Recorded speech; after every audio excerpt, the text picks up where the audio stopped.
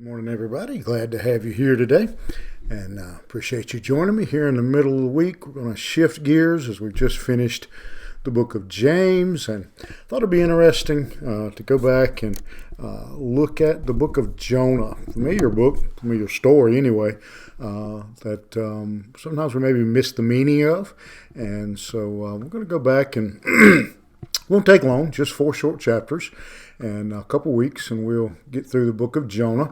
Going to start today by looking at a little bit of the background and an introduction to this little book. One thing to say right up front is, even though it bears the name Jonah, we do not know for certain that Jonah wrote the book. Possibly, but certainly he would have been the source for that book that would have provided us the information, the story that was included. And so that's something to keep in mind as we think about the book. Again, we know it is about Jonah, but we do not know that it is by Jonah. Nowhere in the book does it say who the author is. It just begins with the words in verse 1, where it says, "The word of the Lord came unto Jonah, the son of Amittai, saying, Arise and go to Nineveh." And again, a lot of question.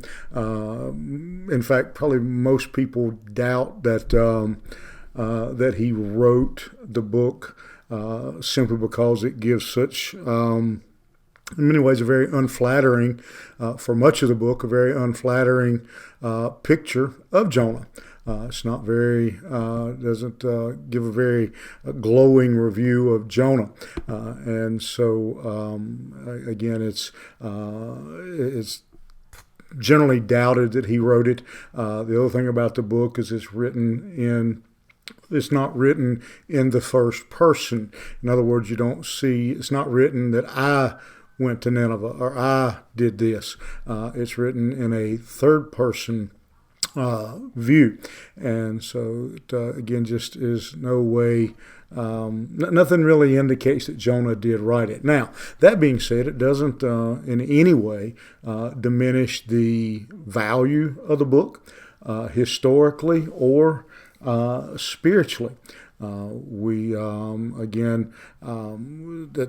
no reason just because Jonah didn't write the book to ignore the book.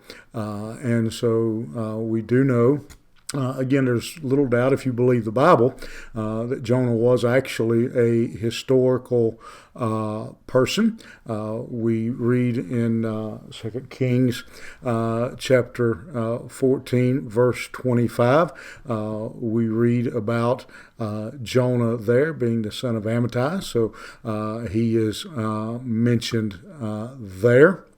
It mentions, again, verse 2, "Arise, go to Nineveh." Then it goes on.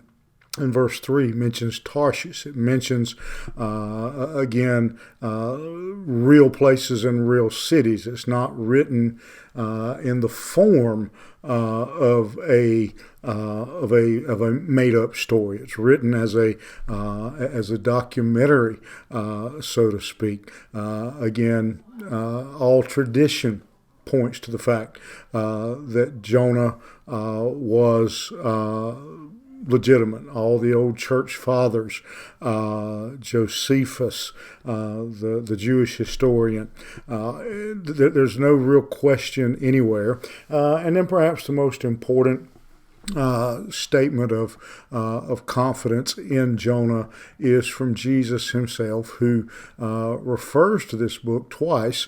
In Matthew chapter 12, he says, "For as Jonas was 3 days and 3 nights in the whale's belly, so shall the Son of Man be 3 days and 3 nights in the heart of the earth."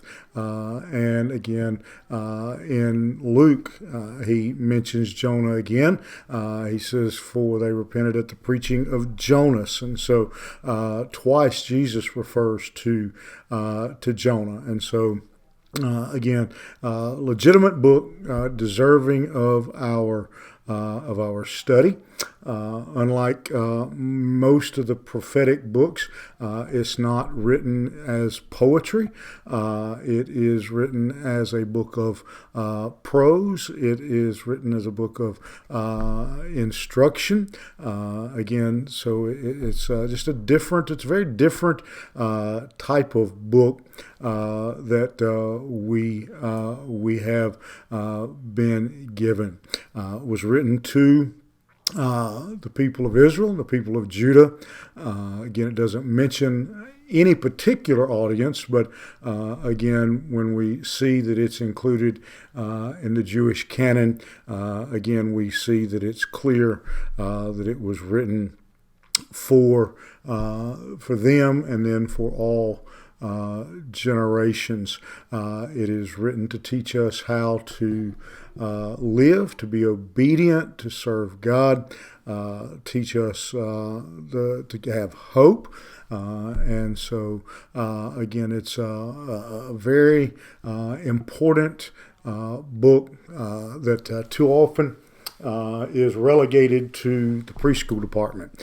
And so tomorrow we'll dig a little bit more into a little bit of an introduction to the book and some of the background to it that we need to understand, and again to elevate the book up to the level that it deserves. That I think that many times it does not receive. Again, many times it's treated just as a children's story. And so a little introduction to Jonah, and we'll dig a little deeper into that introduction in the morning, and then we'll dig right into the text beginning on Friday, and we'll start looking at exactly the story of Jonah and the lessons that it contains. All right, hope to see you tomorrow. Have a great day. We'll see you here tomorrow morning.